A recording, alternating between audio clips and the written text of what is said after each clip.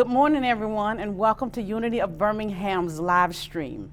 I'm Karima Folks, and on behalf of all of us here at Unity, we are happy that you have chosen to remain connected over this past year during the pandemic. We will be reopening and holding in-person services beginning on June 20th at 11 a.m. And we will have the multi-talented Reverend John Scott live and in person here at Unity of Birmingham, starting at 11 a.m. Here at Unity, we embrace many paths to spiritual living, growth, and truth-telling. We know that there is no place where God is not, and we embrace all that God is in us, in one another, and everywhere that God presents in the world. Today's message will be delivered from Liah Kraft-Kristaine. Liah has been a student of universal truth since she was a child and was healed of a birth defect at the age of 7. From then on, she learned to use her mind and emotions to create goals in her life. She has appeared on Oprah and CNN, has written 17 books, has created several video and audio courses, such as Mastering Wealth from the Inside Out and The Happiness Tune-Up. In 2010, she created a foundation to help girls who were aging out of foster care and did not have families to support them. Currently, she coaches authors, business owners, and executives to reach their highest potential. And she teaches a spirituality-based life coaching certification class through her Liah Kraft Institute. Liah's YouTube channel is The Liah Lift. She lives in Lake Oconee, Georgia, with her lovely family. As we prepare to receive the gifts of spirit this morning through Liah, let us go within in prayer. Universal Spirit, the good, God Almighty, present everywhere. We come this day giving thanks for this moment in time. We are grateful to be in this space and able to connect with one another, able to hear the uplifting words that will be gifted to us today. We open to receive. We lift up those who may be in a low place in their lives at this time. We hold a space of love and high vibrational energy. We release anything or anyone that no longer serves our highest good, and we create space and attitude to accept all that is for our highest good, our greatest joy, and our well-being. And we know, without a doubt, that this prayer is already answered in spirit, and we let it be. Amen. Hi. Is it possible that learning to feel a bigger, stronger sense of happiness and learning how to sustain it for longer periods of time and more consistently would actually help you to create your life the way you want it to be created? Is that possible? I believe it is. And I see it happening every day, more and more frequently. I didn't know much about happiness when I was growing up. When I was growing up, my parents were under a huge strain, and the sense at home was struggle, fear, stress, and the message was work as hard as you possibly can. Thankfully, I was born with some disabilities, which allowed me to tune in to my spiritual guide when I was at a very young age. I know what I learned, but I had so much more to learn. I really didn't know what happiness was. I didn't hear people talk about happiness. And later in life, I came nose to nose with something that really distressed me. And that was when I was in college and one of my majors was philosophy, I studied metaphysics. I loved metaphysics. This is everything that my heart was wanting to sing, is learning about the unseen forces, the spiritual world. When I came across a quote by Aristotle that was all about happiness, I was totally distressed. Because Aristotle said, happiness is the meaning and purpose of life, the whole aim and end of human existence. And I was so upset by that, I had to withdraw and think about it for a good long period of time, for well over a couple of months. It really upset me. I said, if happiness is the goal of life, I'm really doing a bad job of it. So I determined to learn more about being happy, but it wasn't very quick in coming. It didn't happen automatically when I graduated from college and I no longer had to work 3 jobs and study and go to school. It didn't happen then, and it didn't happen later on in my early 20s. It happened to me in a big way, in a big jolt, in a big understanding that I needed to learn when a couple of things happened all at the same time. 3 things happened in a big clump. My mother, who I was very, very close to, died. I left my marriage even though I had tried so hard to stay there, and I left my career as a lawyer. All of those things at once made me realize and recognize I really, truly did not know how to live. And it took a spiritual awakening, another level of spiritual awakening. It took me being led by the hand every single day to sit down and write about how to become happier, until I had completed a manuscript that I felt was meant for me, and probably me alone, but it turned out to be meant for a much wider audience, starting with my 3 sisters and extending out from there. I named what I had written 30 Days to Happiness, and I had to learn step by step by step how to get happier, how simply to lift up and let go and be consistently feeling good despite the circumstances around me. And that was extremely, extraordinarily difficult. I didn't realize that I had been caught up in a roller coaster ride, constantly riding up when things were good, riding down when things were not. And I learned from many, many resources how to get a little better and a little better at doing this and a little better. But it didn't just take me 30 days to get better. It took me more like 90 or 120 days, because I really, truly was in such a deep groove of being unhappy, being depressed, pulling myself back out again, getting in it again, struggling, feeling like there was such a weight on my shoulders. I read one day a very, very good description about happiness, and it hit me right between the eyes, and I clearly knew that I didn't know how to do this. And that definition was this. The definition said, a quote from Dennis Waitley, "Happiness cannot be traveled to, owned, earned, worn, or consumed. Happiness is the spiritual expression of living every minute with love, grace, and gratitude." Oh, I love that. I love that. But we can't just leap there. in one go.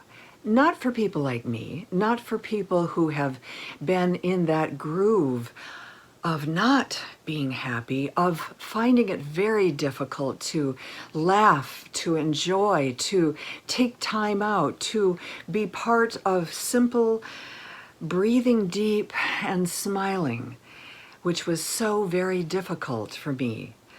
It took me a long, long time to really emerge fully, and every day I learn more about stopping, taking another breath, looking at what's in front of me, and assessing. So what is happiness? I love, yes, being attuned with God and feeling the sense of gratitude and grace and love for what's all around us. Yes, indeed. So let's look at what isn't happiness. I think that's easier for us to look at. I think that's easier for us to see. And to take a look at why should we be happy? Why? Because happiness is the opposite of disbelief. Happiness is the opposite of doubt. Happiness is the opposite of stress. What did the Master do, and what did he teach? Why should we be happier? Because we were told not only to ask, we were told to have the belief even as small as a mustard seed. If we're going to ask, let's also believe. But if we say we believe, yet we're feeling a sense of stress, I'm sorry, that's not belief. That is not belief. And if we're feeling a sense of frustration, if we're feeling even a sense of fear that maybe it's not going to happen, that's not belief. That's not saying, yes, I will feel like a bird. Even God, we know that God feeds the sparrows of the field. God feeds those that are in existence. God takes care of those.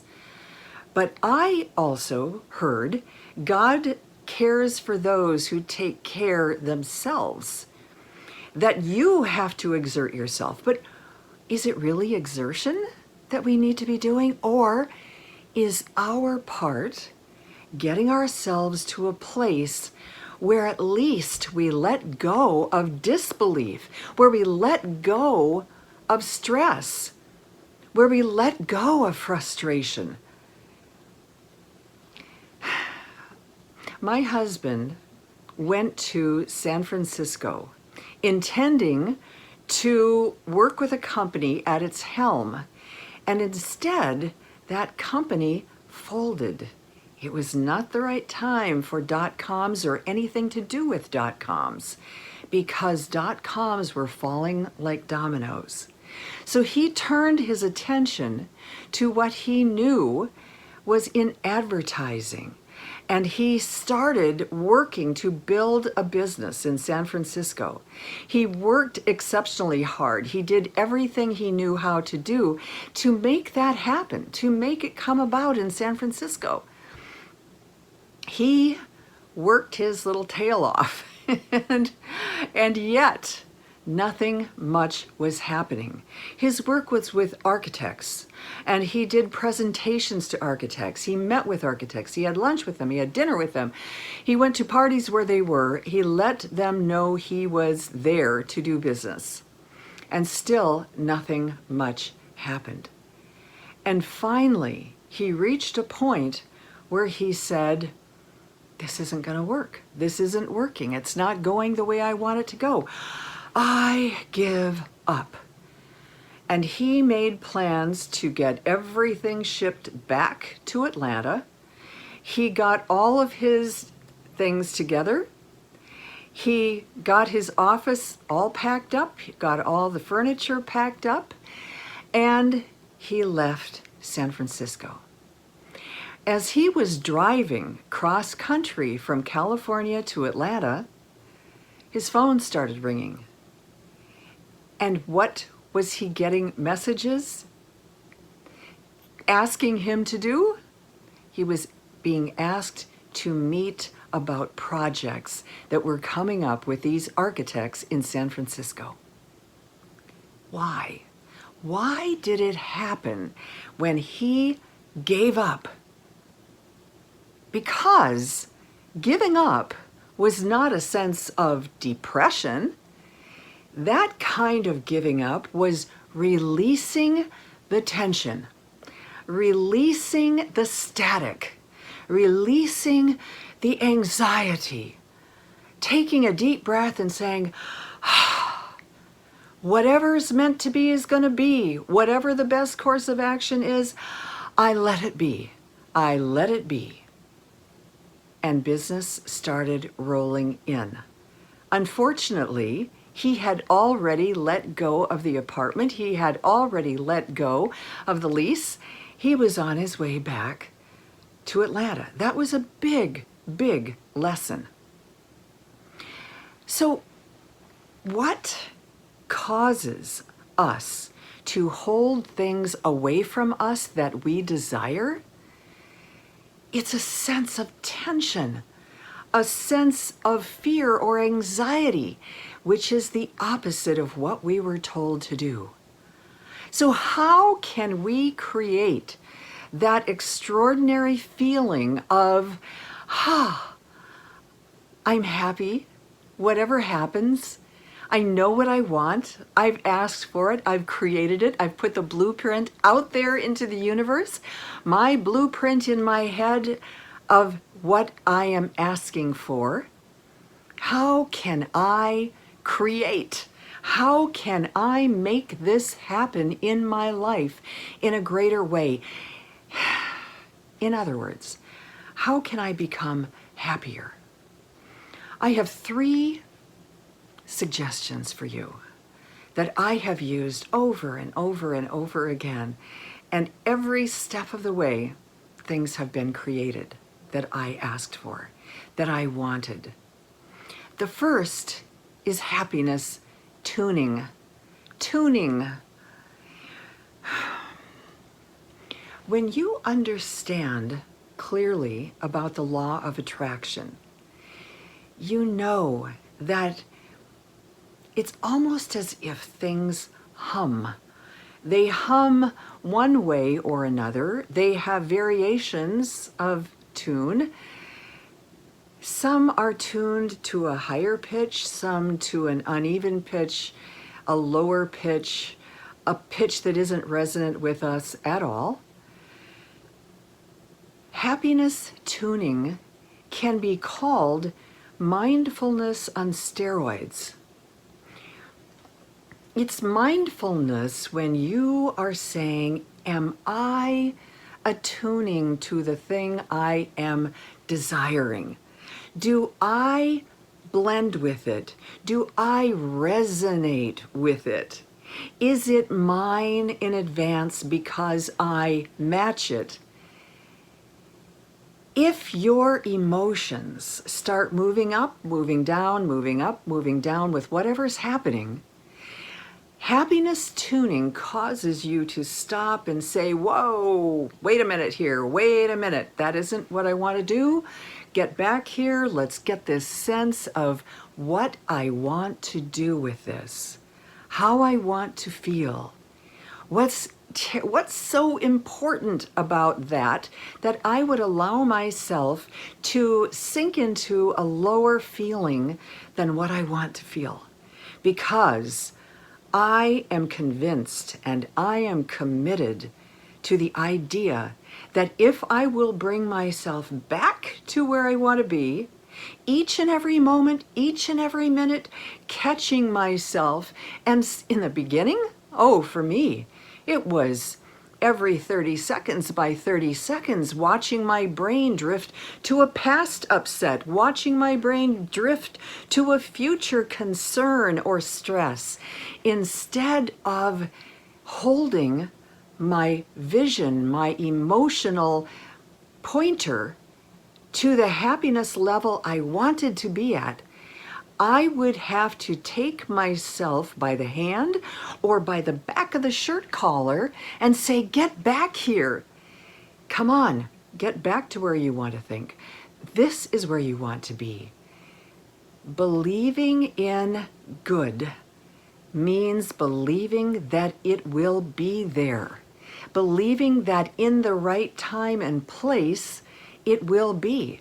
But our job is to tune ourselves frequently enough that it becomes a new groove, a new place for us to be, so that your natural state of resonance is with the highest possible goal you can imagine.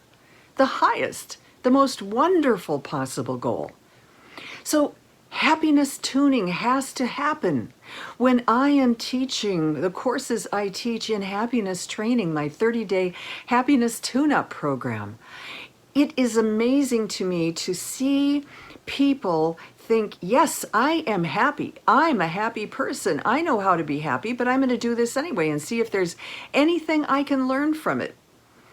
And then to say, oh my gosh, I had no idea of all the ways I was allowing myself to become untuned, to become out of tune with that note that I want to sing at. The note I want to sing, I was getting off of it. I didn't realize that, a little bit of jealousy, a little bit of envy got me way off track.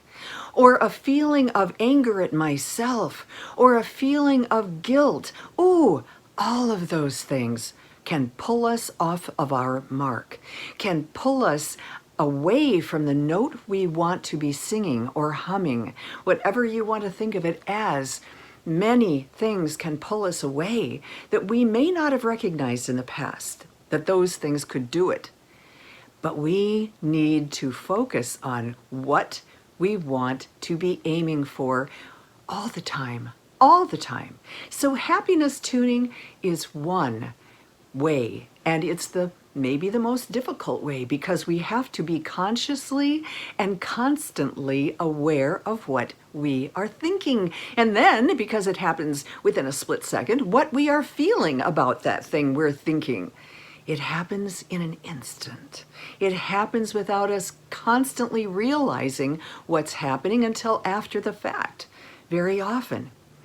The second way to really help yourself get into the note, the hum that you want to have, the happiness hum, is to feel gratitude, is to practice gratitude.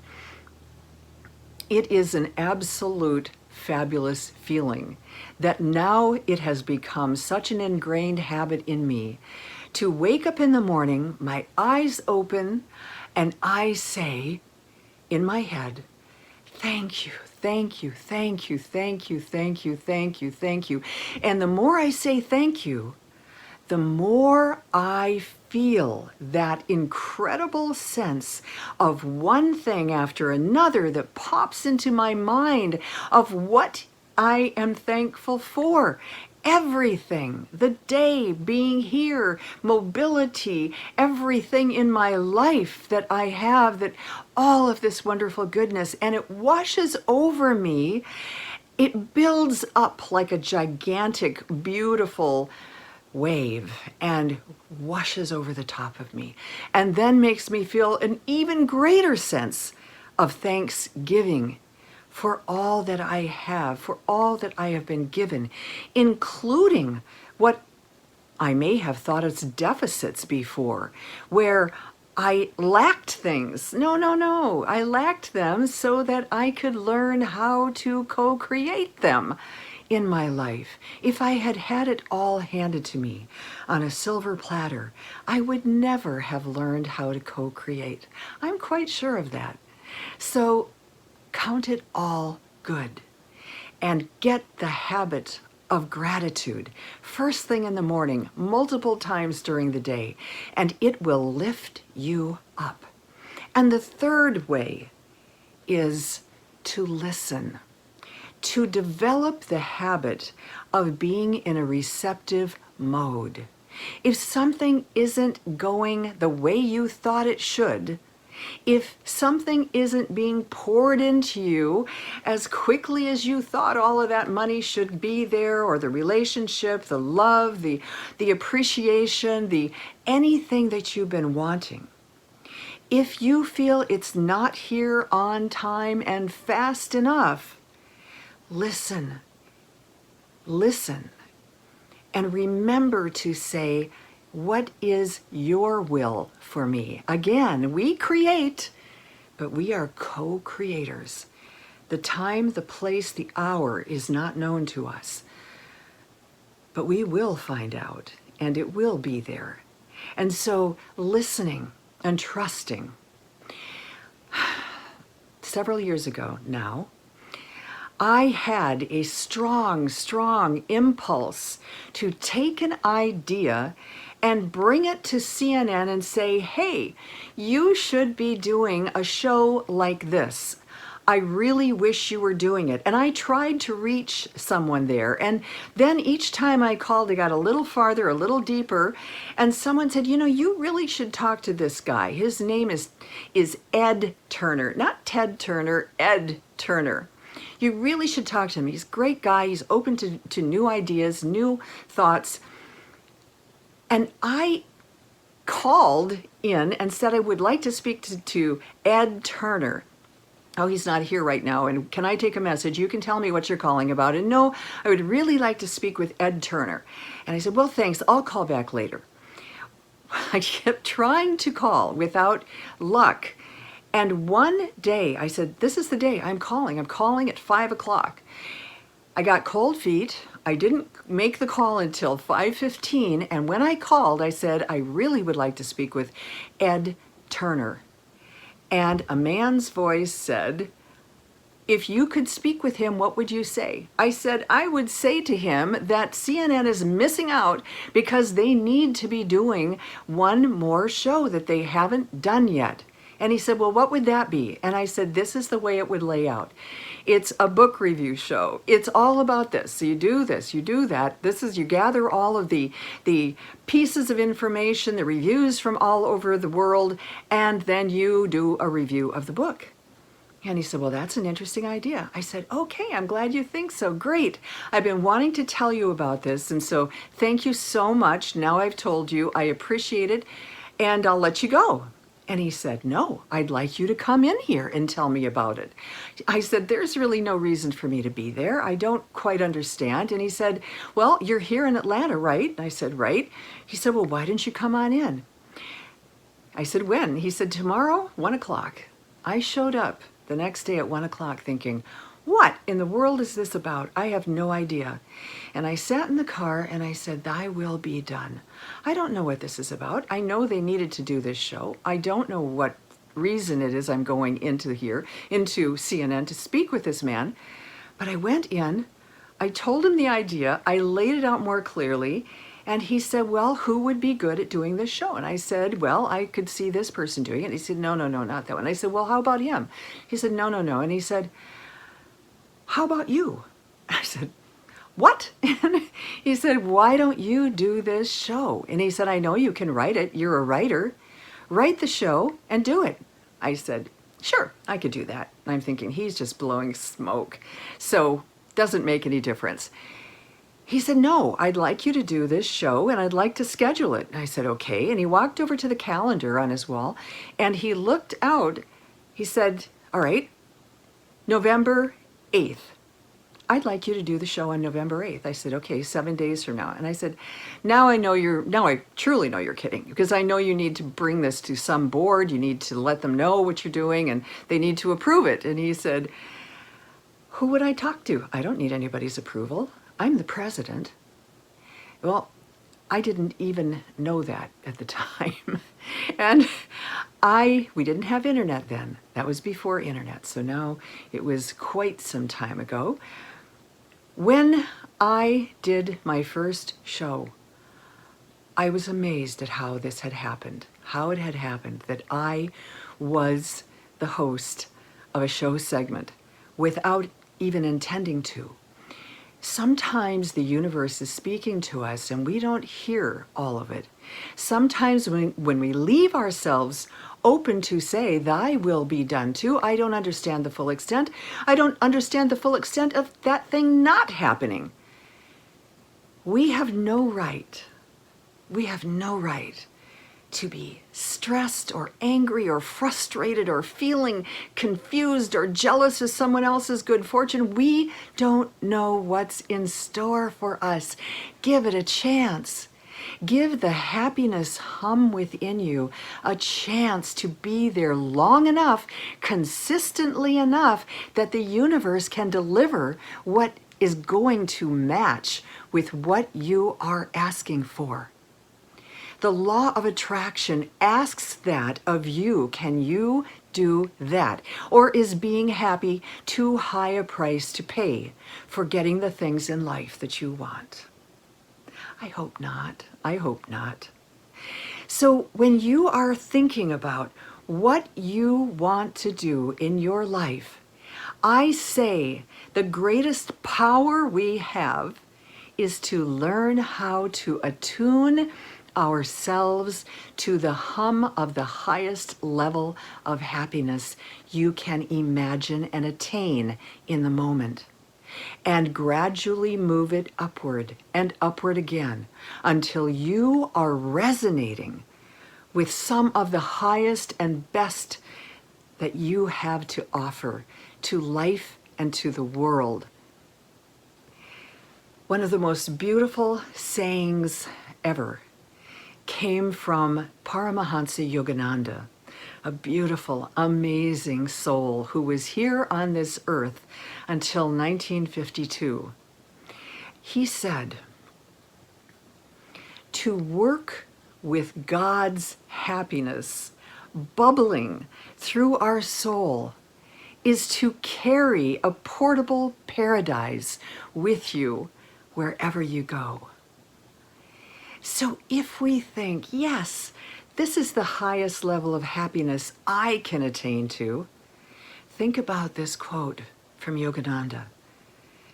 God's happiness bubbling through your soul. What does that feel like?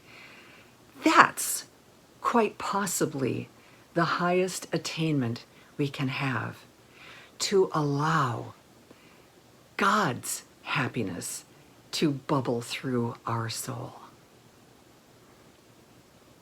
And so it is. I wish you God's happiness.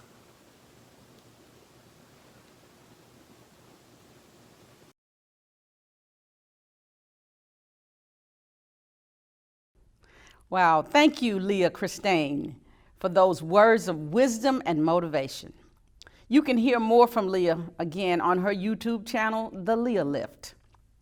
As we close today, we again want to thank each of you for joining in and keeping unity alive. We invite you to log on to our website at unitybham.org, where you will find more about our spiritual community, the events and opportunities that we offer to the community. We are also in need of your financial support to keep this community growing and thriving. So please click on the donate button and give a generous contribution to Unity of Birmingham.